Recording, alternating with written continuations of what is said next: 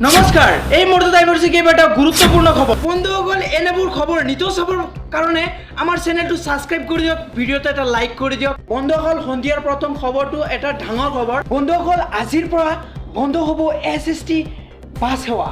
বন্ধুসকল পৰিবহণ নিগমৰ বাছ সেৱা বন্ধ কৰাৰ সিদ্ধান্ত চৰকাৰৰ বন্ধুসকল অবৈধ নিযুক্তি পোৱাৰ 771 গৰাকীয়ে কৰ্মচাৰীক অব্যাহত দিয়াৰ সিদ্ধান্ত চৰকাৰৰ আৰু এই সিদ্ধান্তৰ পিছতেই প্ৰতিবাদৰ মুখৰ এএছটিচি কৰ্মচাৰীৰ